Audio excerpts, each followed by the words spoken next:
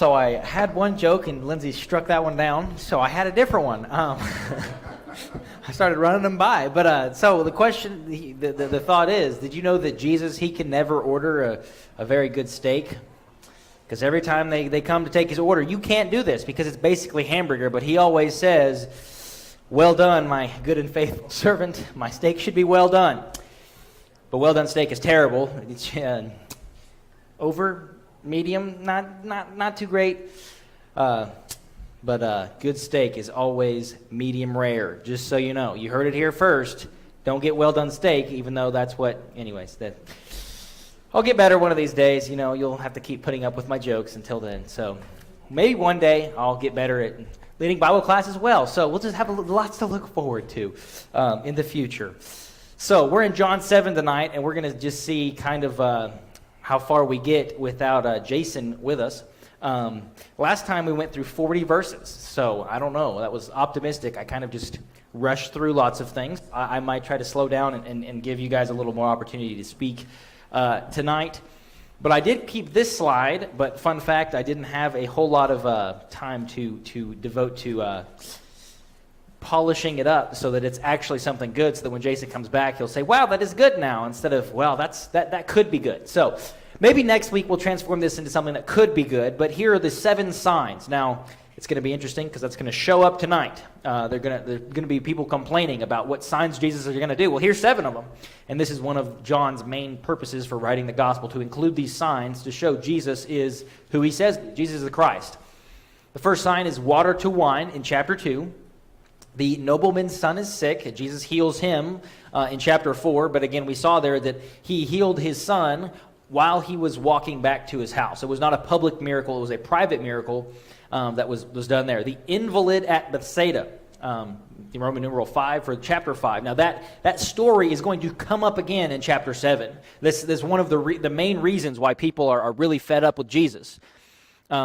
I guess I should have kept up Jason's map, but I didn't keep it here. But chapter 6 was all up at Capernaum, way at the top in the north, in Galilee. And the first couple verses talk about us returning to Judea. The last time we were in Judea was when this invalid was cured, and the Jews are still kind of riled up about the invalid being healed at Bethsaida. Chapter 4 was the feeding of the 5,000, and again, I put Jesus on there, and he just counts for one more. So chapter 6. And that was something that really had a lot to do with chapter 6, and we were still talking about it last week. In between there's the miracle of walking on water. Jesus does this. Now, unlike other times, I believe that the main focus of that miracle was on Jesus aiding and helping and showing his disciples his power. The differences between the walking on water in other Gospels versus the walking on water here is Jesus just kind of shows up, they're afraid of him, and then he kind of teleports their boat to the sea. So it seems to me like the walking on water is different in different passages, and this one was really just to give aid to his disciples who are struggling at sea. The blind can see. Again, maybe that's a little bit of a stretch, making that chapter 9, but you take a sea and you add its little tail, and it's in chapter 9. Lazarus is alive again. We'll get to those 2 in the future, but again, the 2 L's make 11. The 7 I ams: I am the bread of life, light of the world. I am the door. I am the good shepherd. I am the resurrection and life. I am the way, the truth, and the life, and I am the true vine. And those are going to be a little bit more evident at the end and even past some of the signs. And so we're going to get into these more and more as we get to chapter 8, and then in chapter 10 and 11 will be a lot more of those show up. So hopefully we'll have enough time to devote to them when we get there. John chapter 7, the outline of this entire section is like this. So Jesus has an interaction with his brothers. There's a feast of the booths that shows up, and that's basically the entire chapter's, setting and outline of the entire chapter is the Feast of the Booths. And we'll get into that after we've read it. But Jesus' interaction with his brothers want to go. We'll get into that to the feast, and Jesus says, "I'm going to wait. My time has not yet come." Jesus goes to the feast in 10 through 13. 14 through 24, Jesus begins to teach while he's at the feast. And then there's some people that come up, and there's controversy. He's responding and interacting with it there. And then John 7, 25 and 31, he makes this bold claim, and we'll get into this, and he talks about the rivers of living water. Now, that's really important because the Feast of the Booths, as we'll learn, is celebrating the water, celebrating the God's triumphal faithfulness through the wilderness. And so during this entire 7-day period of the Feast of the Booths, they would bring water, and they would pour it out to show God's faithfulness for providing that water for them in the wilderness. And so the faithfulness there, and water is being poured out, and on the 8th day, no water is poured out. But Jesus stands there and he says, if anyone is thirsty, come to me and drink. And so the rivers of living water are from Jesus, and there's a lot of significance to the setting and the theme and the things going on there. And then finally, the Jewish leaders try to arrest Jesus, but they're unsuccessful. So jumping right in, Jesus and his brothers I kind of shortened down this, but this is Jesus and his brothers. So John 7 verse 1 says, after all these things that have happened in John chapter 6, we've had a lot of a discussion about the living bread and Jesus being the manna from the wilderness, and Jesus, coming from God. And after all of these things, Jesus went about in Galilee. He's still up in the north going about, and he would not go about in Judea. He would not go back down. Why? Because the Jews were seeking to kill him. And so, verse 2, now the Jews' feast of the booths was at hand. So that his brother said to him, leave here and go to Judea. And I underline those two because he says, I'm not going to go there because they're going to kill me if I go. And his brothers immediately say, go to Judea. And we'll discuss maybe why they're saying this. But they continue and they say, that your disciples also may see the works you are doing. And so they think, well, all those Jews down in Jerusalem, if you do these works there, you'll become big and famous, and you'll get to see the works you're doing there. Because again, when Jesus was in Galilee, he was able to perform some of these miracles. But for no one works in secret if he seeks to be known openly. If you do these things, show yourself to the world. And so his brothers are saying, no one does these works in secret. Kind of, I don't know if calling Jesus out is the right way of putting it. But I guess this next slide we'll get into some of those details. But verse 5 says, for not even his brothers believed in him. Well, I think so. I think so. And that we'll cover that when we get down to that third sort of bullet point up there.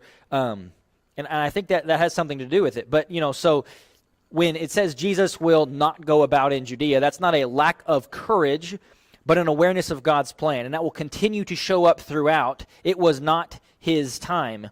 Because the Jews were seeking to kill him, he still ends up going to this feast, but because it is not his time, they're unable to arrest him. So it's not a lack of courage. Jesus was not being cowardly by not going down where they were seeking to kill him, but he was aware of God's plan, aware of the timing and the placement that Jesus needed to be in order to enter Judea and be able to continue to teach and preach there. That's what he does in the later half of the chapter. So this Feast of Booths was something that wasn't even set up in the Old Testament canon. It was just a feast that was kind of brought about by, again, the second dash line there, to honor God's faithfulness to Israel in the wilderness on the way from Egypt to Canaan under Moses. And so God, he provided the manna. He provided the manna from heaven and the quail and different things, and he provided water from the rock and many different times. And so this entire feast was dedicated to, let's observe God's faithfulness.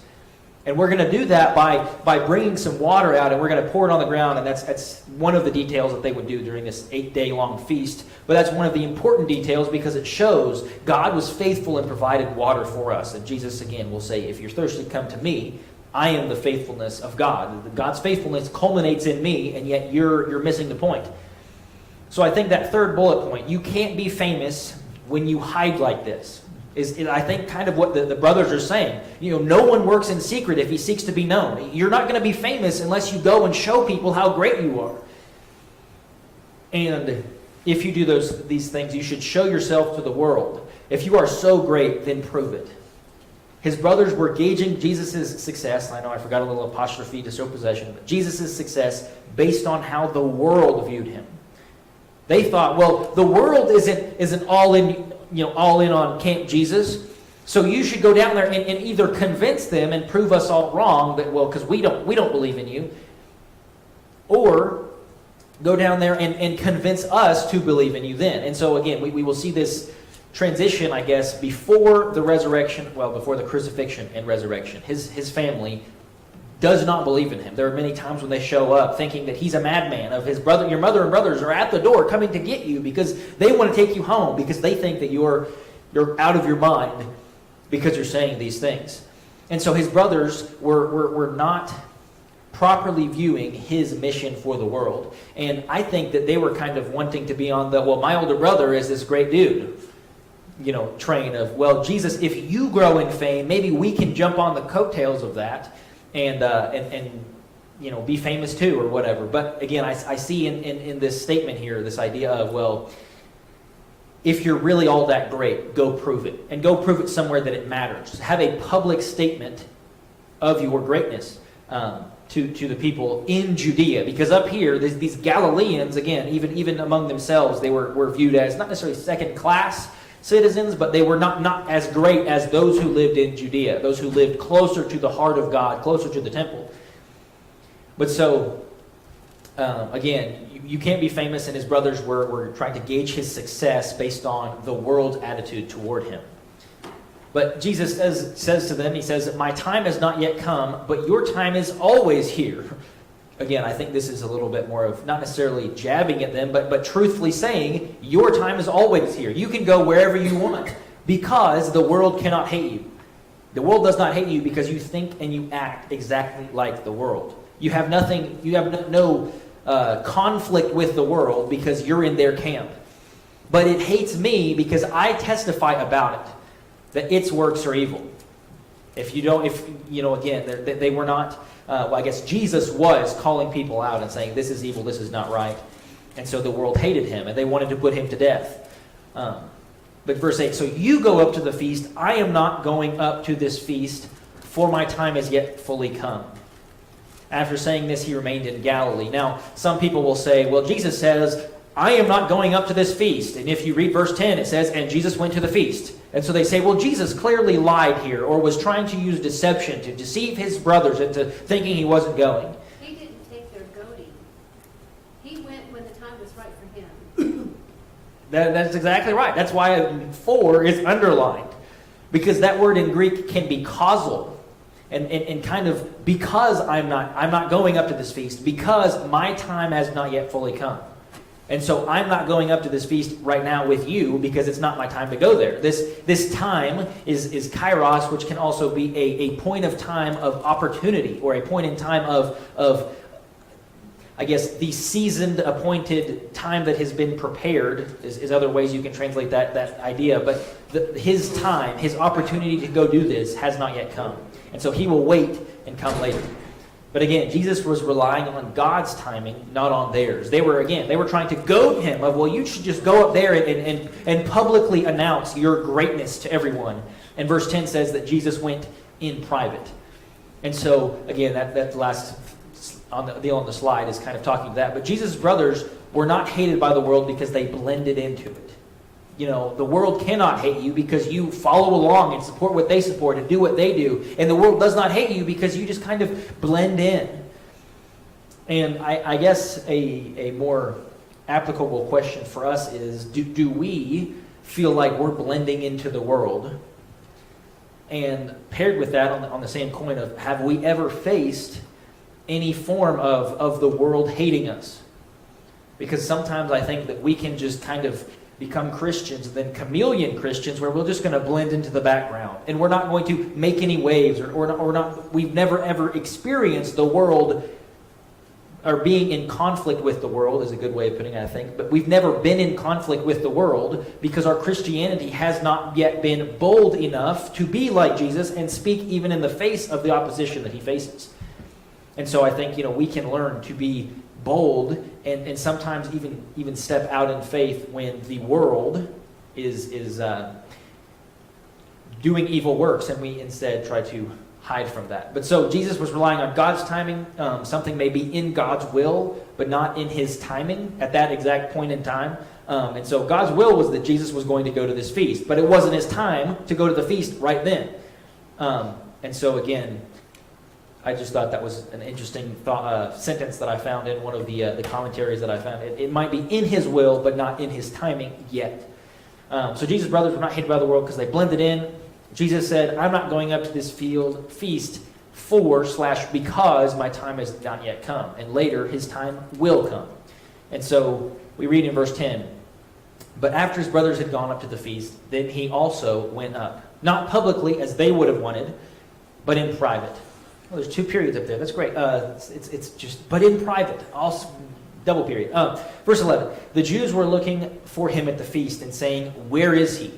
Now these likely are maybe even the same Jews that are wanting to put him to death. But the Jews are looking for him at the feast saying, where is he?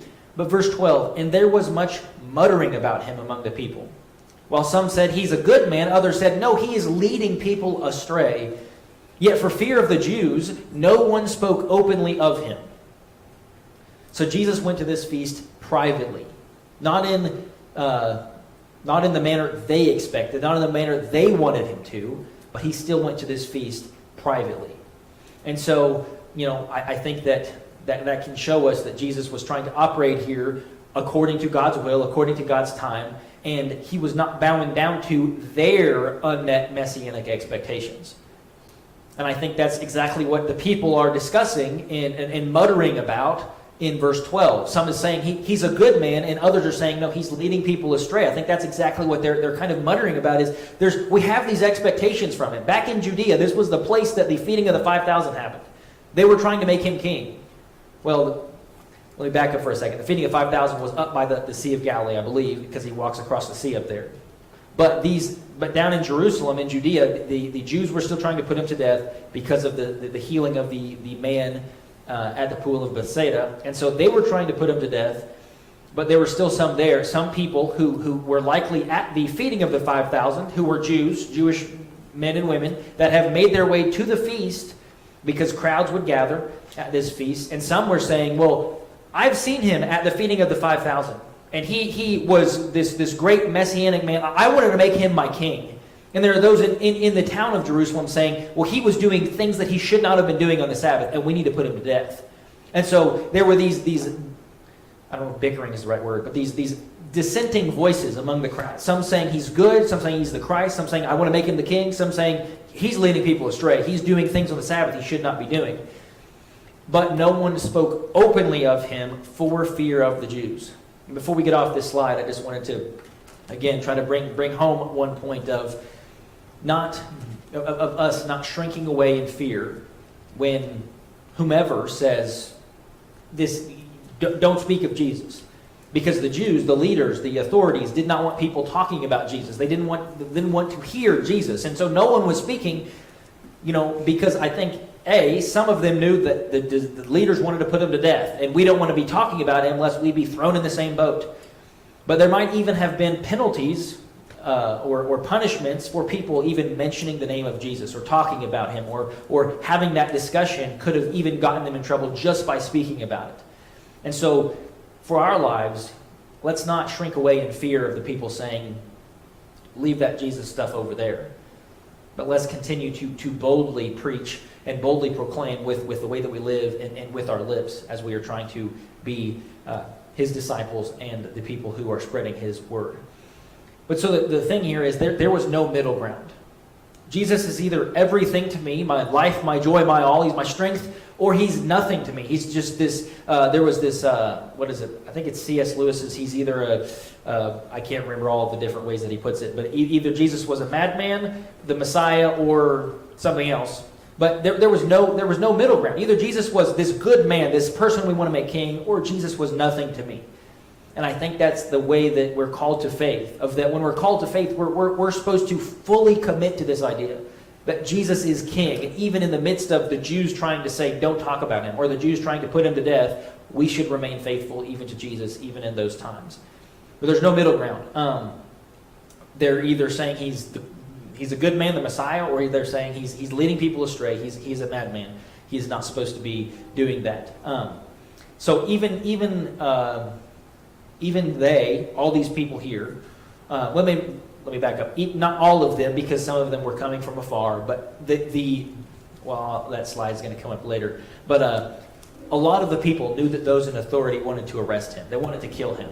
So that news has been widespread. Because Jesus knew it for sure, and then lots of people at this feast knew it. And so they chose not to speak openly. So verses 14 through 24, Jesus begins to teach. So he has privately come to the feast. And now we see, again, verse 14, about the middle of the feast, so 3 or 4 days in, Jesus went into the temple and began teaching. The Jews, therefore, marveled. They were amazed. That word, every time I see it, I only think of Marvel Comics, but that's how I remembered the Greek word was marveled, because I just remembered. Anyways, but they were amazed is another way of translating the word. They were amazed, saying, how is it that this man has learning when he's never studied? He doesn't have a PhD. He hasn't studied at one of our schools. He doesn't have rabbi training from the great rabbis of the day. How can he teach with such authority? Jesus answered them, my teaching is not mine, but his who sent me. If anyone's will is to do God's will, he will know whether the teaching is from God or whether I am speaking of my own authority. Sorry, that got caught up. I should have strengthened the font there. But they will know that I'm speaking not on my own authority, but on the authority of God. So Jesus had never studied or gotten a degree, but he still taught with authority. And they were amazed. They were marveling. How can this be? Because they always taught with borrowed authority. They would always say, well, Rabbi Hillel says we should interpret the passage like this. And I really think that's the way we should go. And this person talks like this. And there was always this chain of if whoever was backing up what you were saying wasn't good enough, for their pedigree wasn't good enough, well, your words didn't matter. And so they were borrowing all of this authority of men. And we'll see later that I think Jesus is kind of playing into this a little bit, because he says, I am not borrowing authority from men. I am borrowing, again, air quotes, because Jesus doesn't have to borrow it from God. But the one backing him isn't some rabbi, isn't some man, but it's God. And so that's the next slide. We'll talk about that. But even so, he says, the teaching I'm teaching is from God. It's not from man. It's not from some rabbi, but it is from God. His message was so great. It was so detailed and intricate and truthful, that instead of saying they marveled at his teachings, well, he just says all the wrong things, and we found this plot hole with what Jesus was saying. He just didn't get it right here. No, instead of being able to say, well, you're not teaching correctly, they have to attack his character. They have to say, well, you're teaching so correctly, yet you don't have the pedigree to be teaching so correctly.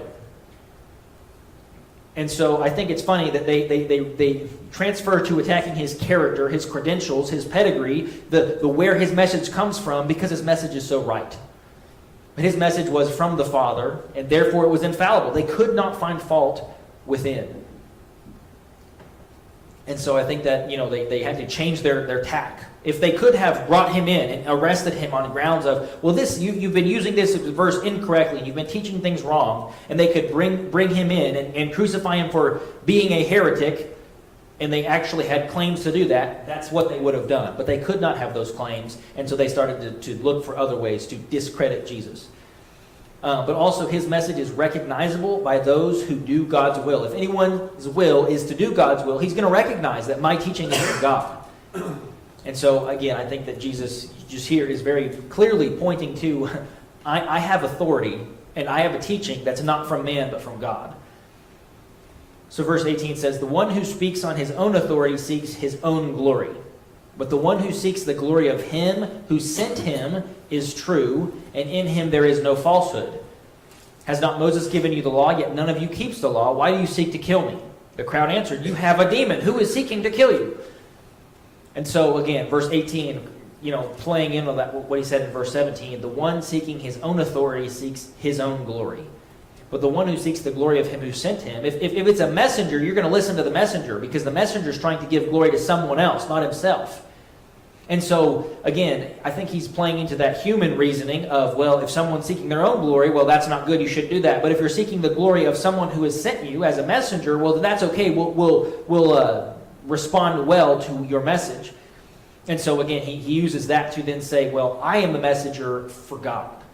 And so I'm not seeking my own glory, but I'm seeking the glory for God. And then he talks about Moses and the law. And, again, this is again, reading sarcasm into Scripture is kind of very dangerous subject, but the idea of, has not Moses given you the law, yet none of you keeps the law. So why do you seek to kill me? So basically what Jesus is saying, again, Jesus is speaking with a borrowed authority from God, but Jesus says, none of you follow the law, yet I do. I am sinless. And even though you're the guilty party and I'm the innocent party, you're still trying to kill me. And so, I think that's kind of what his train of thought is going through there. Of Moses has given you the law, you fail to keep it, I keep it, but yet the guilty party is trying to kill me, and I am the innocent one. The crowd will say, flipping back and forth a lot, you have a demon who is seeking to kill you, because again, some of the crowd, I don't know if they were going to be super keen or understanding that the leaders wanted to kill him. Because this crowds that were gathered for the Feast of the Booths would gather in the Jews from far off, from different places, and bring them in, who would have very little to know about the goings-on, the happenings of the ones in authority trying to kill Jesus. And so this is, again, maybe one of the tries of the people in authority to say, well, you've got a demon, now we can go ahead and kill you. But so verse 20 says, you have a demon, no one is seeking to kill you. Jesus answered them, I did one work, and you all marvel at it. Again, going all the way back to the invalid, the person who could not walk, that he healed in the pool. Moses gave you circumcision, not that it's from Moses, but from the fathers, and you circumcise a man on the Sabbath. If on the Sabbath a man receives circumcision, so that the law of Moses may not be broken, are you angry with me because on the Sabbath I made a man's whole body well? But do not judge by appearances, but judge with right judgment. So if you may, again, this may be an interesting way of looking at it, but if you may wound and excise a person, a part of the body on the Sabbath, circumcision, why may I not heal a body on the Sabbath, a full body? And so again, there's that sort of irony of, well, the act of destruction versus the act of renewal, destroying part of the body or renewing the man's body, but also there's this tension between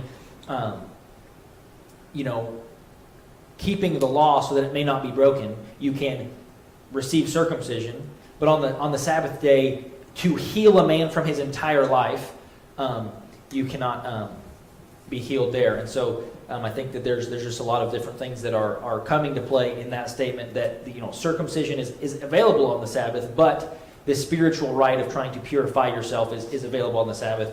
But this physical healing is something that you guys have problems with.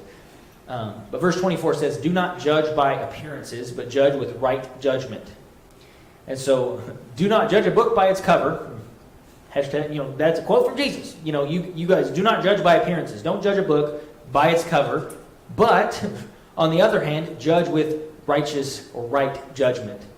And so there are some people that will say, well, Jesus says in the Sermon on the Mount, do not judge, so you can't judge me.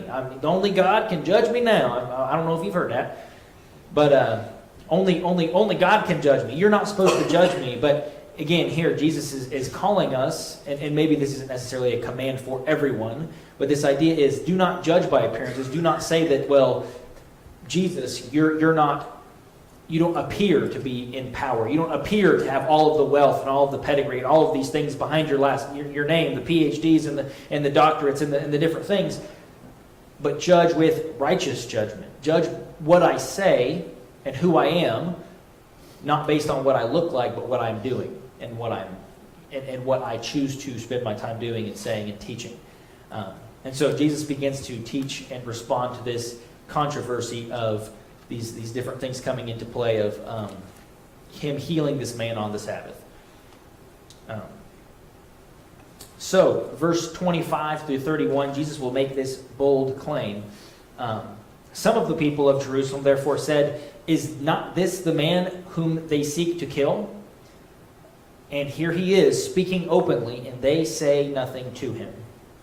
I think they're pointing out that Jesus is showed up in the temple teaching, and all of this crowd is listening to him teach, and yet these people are trying to kill him.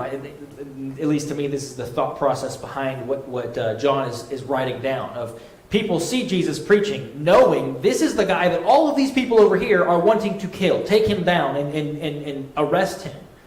Yet, while he is standing here speaking, they can do nothing to harm him. They can do nothing to arrest him or even combat his teaching in such a way that they would be able to arrest him. I think is the key term there, or key kernel of what they're saying is, if Jesus had something wrong to say, they would have reason to arrest and kill him.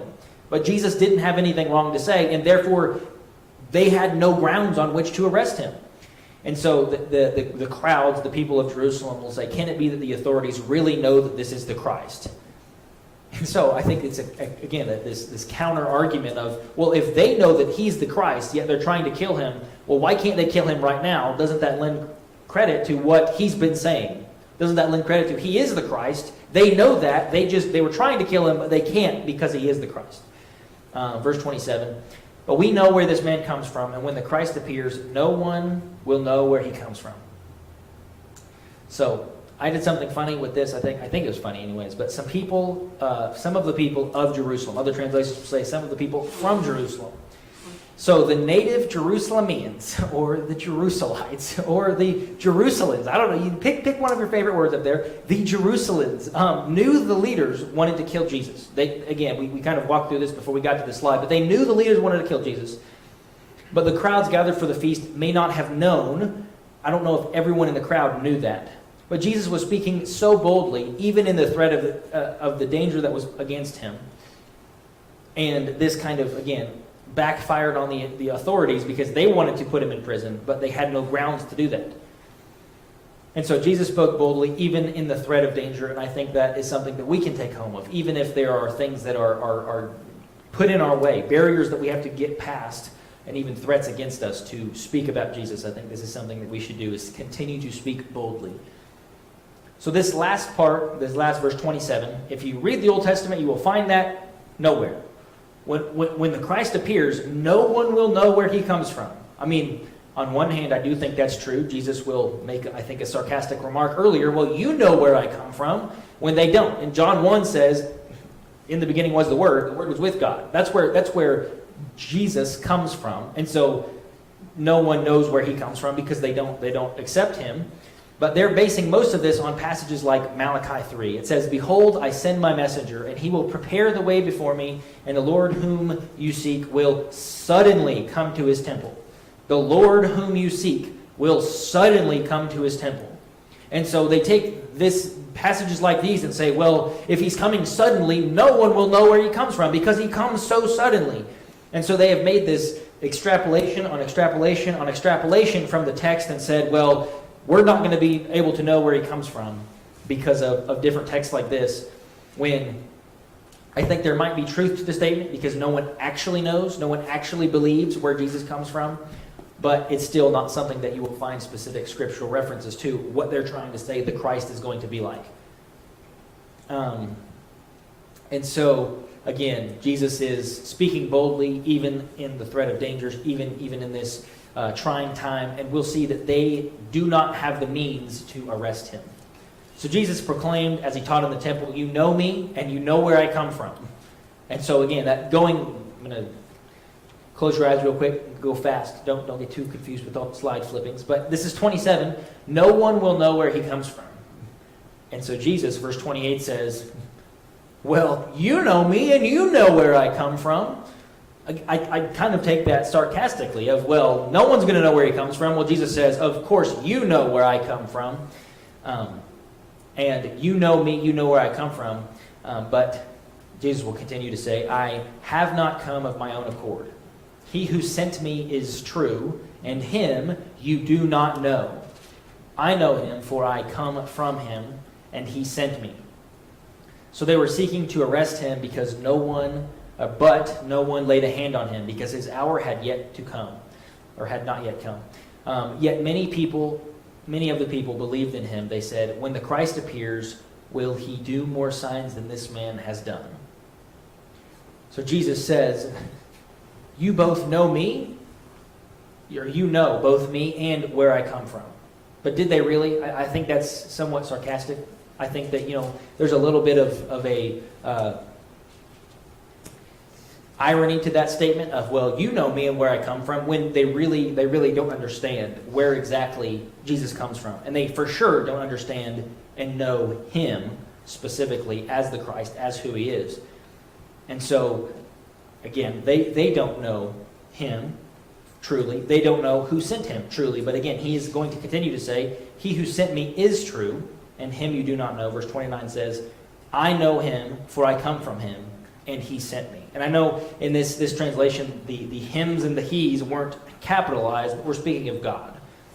And again, Jesus continually and fully asserts his 100% relationship with God. I know God, for I come from God, and God has sent me. And so he is, again, confidently asserting that I know him, I am from him, he sent me. That's God we're talking about. So verse 30 says, they were seeking to arrest him, but no one laid a hand on him. No one was able to lay their hand on Jesus because his hour had not yet come. Now we're going to figure out it was not his time, so no one laid a hand on him. They wanted to, and all the authority figures said, go do this, but they couldn't. And later, they're going to tell us why they did that, why they did not arrest Jesus, why they could not arrest Jesus. And so, again, no one laid a hand on him because his hour had yet to come. Yet many people believed in him. They said, when the Christ appears, will he do more signs than this man? Again, maybe this isn't a very good belief philosophy, but, well, he's the best we have. I don't think anyone can get any better. But again, that is accepting the fact that no one is going to be better than Jesus. Will he do more signs than this man has done? That's exactly what John is writing his entire book about. And we went over the 7 signs at the beginning, that John is going to continue to pile on and say, these are the signs that Jesus did. And this is going to prove who Jesus is. And so what they're asking is, will there be someone, when the Messiah appears, if it's not Jesus, who could it be then? Because this man is doing all of these signs. Who can teach with more insight and authority than Jesus? Who can love more remarkably than Jesus? Who will suffer with more courage than Jesus? Who will atone for more sins than Jesus? Who will raise more people from the dead than Jesus? Who will ascend to heaven in greater glory than Jesus? Who will present a greater gospel than Jesus? Who will change more lives than Jesus? Who will free more addictions than Jesus? Who will comfort more people than Jesus? Who will heal more brokenhearted than Jesus? Who will restore more marriages than Jesus? Who will triumph over more tyrants than Jesus? When we start to think of no one else has that kind of power, and therefore we don't want to miss Jesus when he's here. No one else is going to ever top him because he is God made manifest, God in the flesh. And so Jesus makes this bold claim. I know God, I'm from God, and he has sent me. And they respond with, well, there can be no one, there can be no second act to Jesus. There can be no one that comes after him that's better or greater or more than Jesus.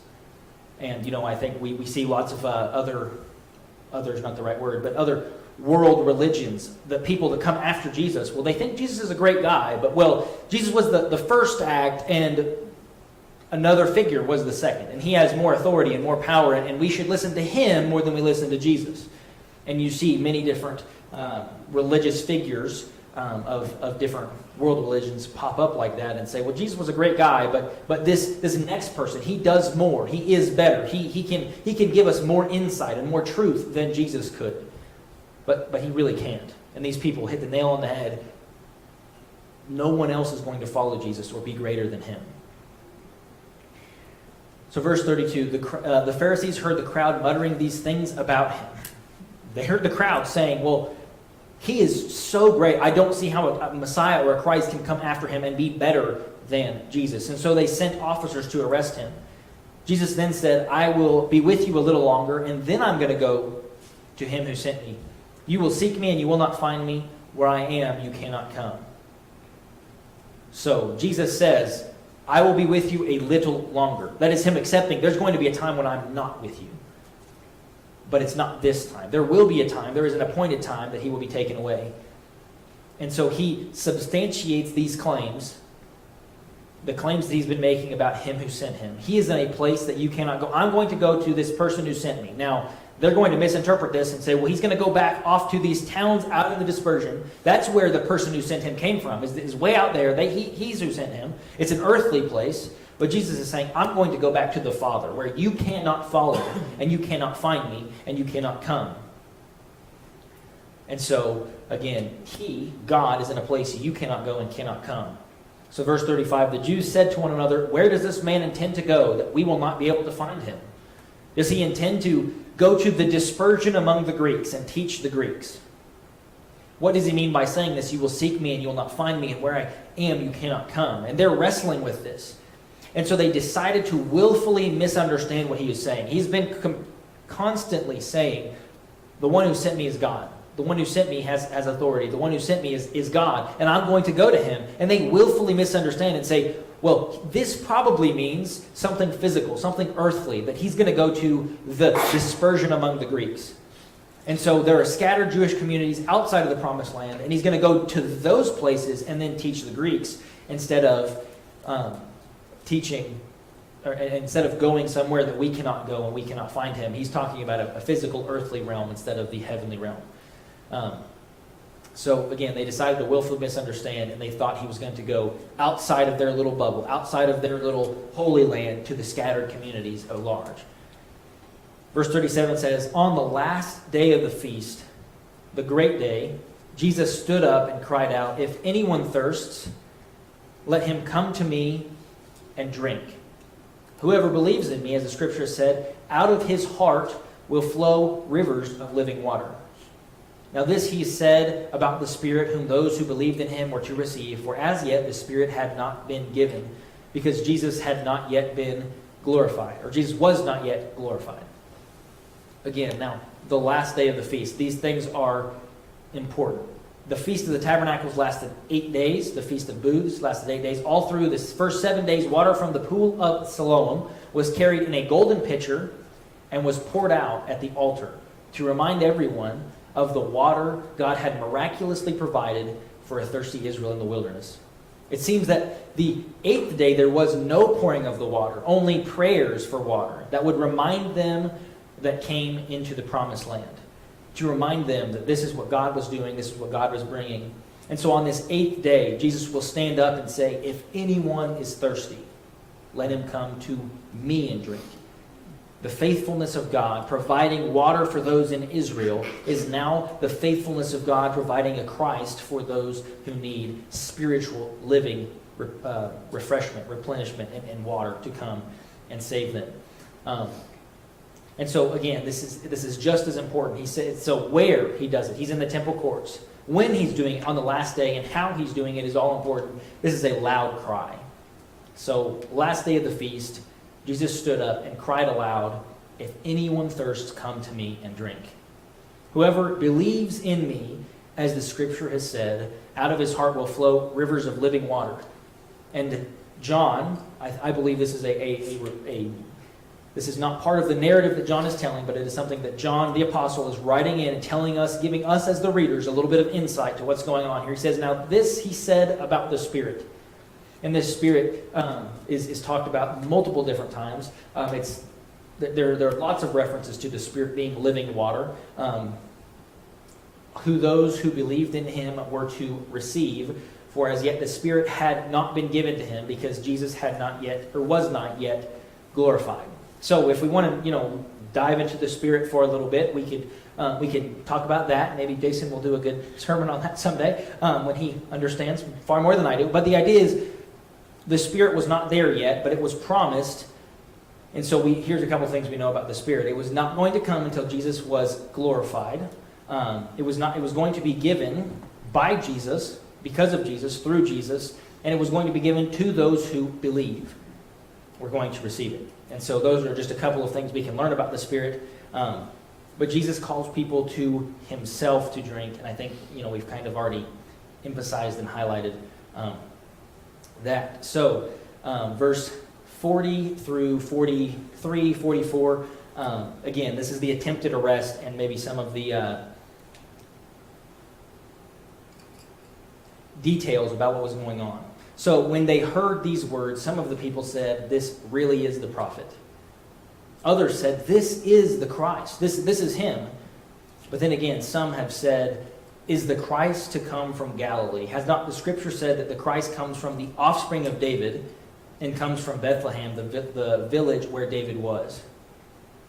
So there was division among the people over him. Some of them wanted to arrest him, but no one laid hands on him.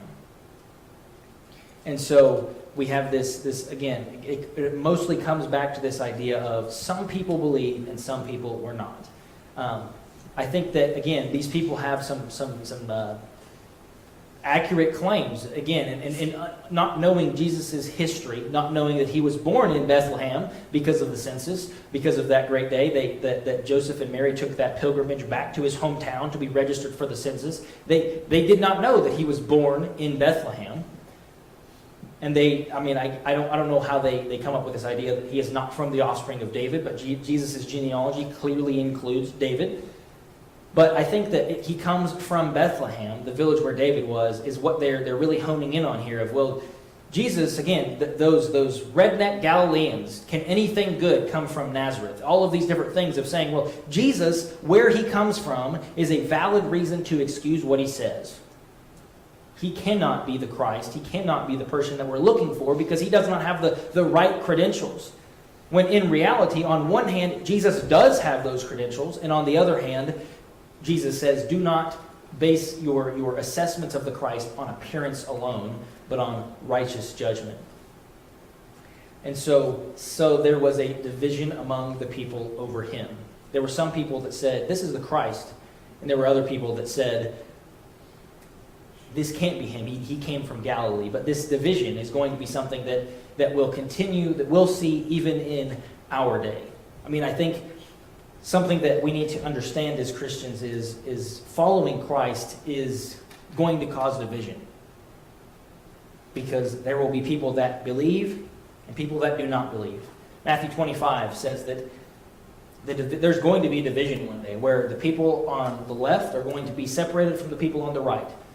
Now, none of those are religious or political terms, but there'll be people on the left that'll be those that will not enter into the master's happiness. They will not get to hear, well done, my good and faithful servant. Those on the right will be. And so there will be division in the land because of Jesus. So anyways, verse 44 says, some of them wanted to arrest him, but no one laid his hands on him. And so, again, just as we are continuing on, verse 45 and 46 kind of give us the insight of what is going on here. So the officers then came to the chief priests and Pharisees, who had said to them, why did you not bring him? The officers answered, no one ever spoke like this man. The Pharisees answered them, have you also been deceived? Have any of the authorities or the Pharisees believed in him? But this crowd that does not know the law is accursed. And Nicodemus, who had gone before him and who was one of them, said to them, does our law judge a man without first giving him a hearing and learning what he does? They replied, are you from Galilee too? Search and see that no prophet arises from Galilee. And so this is the meeting, I guess, if you will, of the officers that were supposed to go arrest Jesus, and the Pharisees who say, well, you were supposed to go do this. And they said, well, have you also, I love that, verse 47, have you also been deceived? Do the authorities or the Pharisees, do the people who actually know what they're talking about, but believe in Jesus? Well, no. So you should follow us. You should follow our human wisdom and not follow Jesus. But the officers came and they say, this man has authority when like no other man. He speaks like no other. And so the Pharisees then say, the crowd, all of these people that are believing in Jesus, they are accursed. And so I think that just kind of shows that they have this closed-minded attitude of, if you either follow us or you're accursed. John? I think one of the other things that's interesting is verse 49 that you're talking about is saying, these people don't know the law, but it was their job to teach them the law. And yet they're bragging about the fact that those people didn't know the law. So they're bragging about the fact they didn't do their job. That's a good point. And I think, there's also, lots of different things, I believe, studying back from Israel and different things, of the leaders have led them astray. The leaders haven't done their job. The people do not know the law because the leaders are the ones that have led them astray. And, it was, again, they're kind of saying, we didn't do our job, and these people, this crowd, they're accursed because of it. So verse 50, as we're continuing on, we're nearly at the end of the chapter. There's a couple more verses. Well, there's one more verse, actually, that we haven't read yet. But verse 50 says, Nicodemus, who had gone before him. Again, this is the Nicodemus. And if John is saying, well, if there was a Nicodemus this guy and Nicodemus this guy, well, I want you to know which Nicodemus it was. It's the Nicodemus from chapter 3 that had gone to Jesus. And who was one of them, who was one of the rulers, who was one of the authorities, said to them, does our law judge a man without first giving him a hearing and learning what he does? And so Nicodemus, we'll see again, he shows up one more time at the burial of Jesus. But here he's kind of saying, kind of trying to, I don't know if argue them down from trying to kill Jesus, or argue them out of this idea of let's just go hunt him down. But he says, we should give him a hearing and give him a fair trial. And we know they don't do that. They jump through a lot of hoops and trample over a lot of laws in order to kill Jesus when they eventually crucify him. But they replied, the Pharisees replied, are you from Galilee too? Search and see that no prophet arises from Galilee. And so again, this idea that they had was being from Galilee was not a good thing. Apparently, being from Galilee meant are you a dummy? Do you understand? Do you understand nothing? Read, search, and see that there is no prophet that arises out of Galilee. And so that is kind of the end of this this chapter. Chapter 8 begins with the woman caught in adultery. Verse 53 of chapter 7 is added on the end of chapter 7. I mean, we can read it, but it ends with a comma. And so it says, they went each to his own house. And then we'll pick up in John chapter 8 later. But just as a recap of the whole, we'll go clear back this way. Oh, there we go. Found it. As a recap, as this outline of what was going on here, Jesus interacted with his brothers. His brothers wanted him to have fame and fortune and them to kind of ride his coattails into the fame and fortune and the limelight. But Jesus says, I'm not going to go in the way that you want me to go. This public display of my might and power. I'm going to go privately. Jesus goes to the feast. Jesus begins to teach and to respond to this controversy about all of these different things that he, clearly teaches that he comes from God. He comes from Jesus, and this idea of them healing on the Sabbath and being able to heal this man. And their twisted views of, well, we can't do good on the Sabbath because that would be work. John 7:25, Jesus makes this bold claim. He makes this claim of, I am from God, I know God, and he is of me. John 7, he says, come to me because I have, if you're thirsty, come to me because I have the living water. Again, there's that mental image of him pouring out the water every day of the feast that he is calling them back to. And then basically at the end of the chapter, the Jewish leaders are trying to arrest him, and they have that kind of interaction with their guards. Well, why didn't you get him? And they said, well, we cannot arrest this man because he's done nothing wrong, and he speaks as one who has authority. I put in there I guess, funny joke of the Jerusalem's, I think was what I put on there. The Jerusalem's, they were amazed because they said they want to kill and arrest him, and yet they're doing nothing about it right now because they cannot find anything wrong with what he's saying that to such effect where they could arrest him. And so again, the Jewish leaders, their people come back and say, we can't arrest this guy. He speaks with authority. And eventually Nicodemus kind of stands up for Jesus and says, well, we should actually, see what he says and judge him based on what he says and based on this correct trial, this correct way of doing it. And they kind of insult Nicodemus, saying, well, are you a dummy too? Are you from Galilee? But anyways, thank you for your attention tonight.